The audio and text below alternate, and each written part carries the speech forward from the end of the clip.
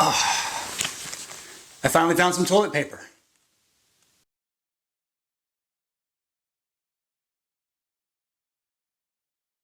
Hello team, I wanted to make this video to share some information that may downplay a lot of the negative excitement that's going on in the world today.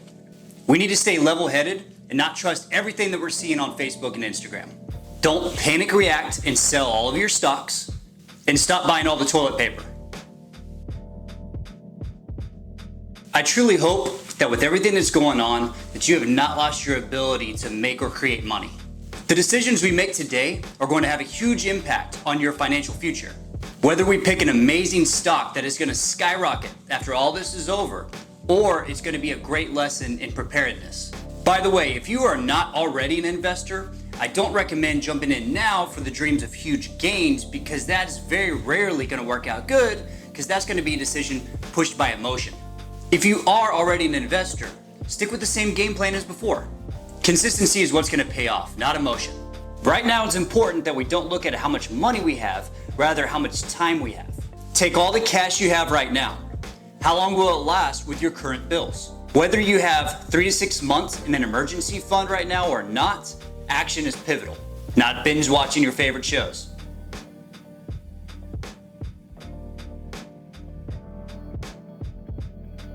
Any form of income you can create right now is fantastic. The government plans to send out a stimulus check to everybody, but who knows how much it's going to be or how long it's going to take. And we just can't rely on that to be a long-term solution. However much the stimulus check may be, it's probably going to pay for food for a month and a half, maybe take a chunk out of your rent, but it's not going to solve our problems on the foreseeable future. Be proactive and communicate. Don't assume your providers are going to stop your bills because of economic hardship. The companies have bills and employees that they want to continue to pay as well. That being said, a lot of companies are putting in place policies to help out their clients. The only action needed is to reach out to them personally and let them know your situation. The government is requesting mortgage companies to offer some form of suspension for as long as a year. But remember, this is not a debt forgiveness, rather a forbearance or a deferment. It looks like these black swan events could likely put us into a recession. Black swan is a metaphor for an event that takes everybody by surprise, like a serving of a pandemic and a side of an oil war, which Warren Buffett is referring to as a 1-2 punch. But this is not something that we have not survived before. Recessions are more common than people might think. You may know the big ones, like the Great Depression, the Great Recession, or the dot-com bubble. But there have been as many as 47 recessions in American history. And the average length of all of these recessions is about 22 months. This is not to scare you, just to give you some more information on what this is. Recessions are an overall contraction of economic stimulus. In other words, people are spending less money. And when the market is dropping, investors can view this as a fire sale. In case you don't know what a fire sale is a metaphor that if a store caught on fire, they would sell everything quickly and cheaply before it was lost to the fire. In these kind of economic atmospheres, savvy investors view this as an opportunity to scoop up cheaper assets and stocks, which historically speaking are going to return to their original value over time. More millionaires were created out of the Great Depression than any other period in American history. Now, there are more millionaires now than there were back then, but that is a factor of inflation. Think of what it really meant to have $1 million back in 1929, when a dozen eggs only cost 18 cents and a loaf of bread only 5 cents. The most famous crash of all time created millionaires? Yes, recessions and depressions can cause what's called a deflation of money, which is where your money becomes more valuable or gains more spending power because of the drop in prices. That's good, right? Not exactly. Money is becoming more valuable because it's becoming increasingly harder to come by. People are losing their jobs because the companies they work for may be struggling to pay everybody, which stops those people from spending the money, which stops cash flow to the next company, to the next set of employees, to the next company, over and over and over. If you have an emergency fund of 3 to 6 months, great. You are in a great position to weather the storm. and maybe even invest a little to gain some eventual attractive returns. I'm sure you're hearing all kinds of conflicting advice right now. My friend told me now is the time to buy. My roommate's telling me to sell everything. Now this guy on YouTube is telling me to wait. When in doubt, do nothing. Don't make emotionally charged decisions that sound good at the time. I have personally made some terrible investments and some terrible stock picks that I was super excited about at the time that I just had to tell everybody about it. But that excitement is what I believe led me to make a bad call. It's as if I was more concerned with winning or being right than actually being a good investor. If you are not currently an investor, I don't recommend just jumping in without doing the due diligence of learning the basics. If you are already an investor, keep doing your same game plan. The only thing different is everything is on sale now. Good investing works in good markets and bad markets. Just know that everything is going to be okay, and maintain consistent decision making with a level head. We will always look back and wish we had zigged rather than zagged, but remember that hindsight is always 20/20. Failures only turn into true failures whenever we don't learn something from it.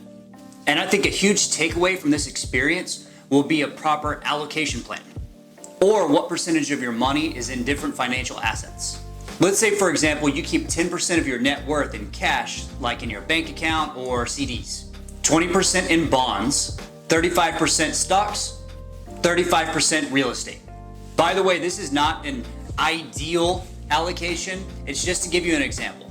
Now, economic hardships tend to be hard on all of these areas, but bonds are typically not expected to hurt as bad as stocks would, also known as less volatile. The older you get, the more money you want to move in correlation with your age towards safer assets. Because the older we are, the harder it can be to work and make money. And recessions can come out of nowhere and hit fast. Be safe. Panic and fear are the scariest things out there right now. Set yourself up for success, and don't be afraid to ask for some help. There are people in your life that love you and will do anything for you. And if you are doing okay, don't forget to reach out to your friends and family and see what assistance you can offer. And remember, like all other bad days, this too shall pass. And there is nothing to fear except fear itself. Thank you guys. If you enjoy listening to finance or just having financial ideas bounced off of you, don't forget to hit the like and subscribe button. And please comment down below if you have some ideas to share that can help people out during these hard economic times. Everybody stay safe, and don't forget to wash your hands.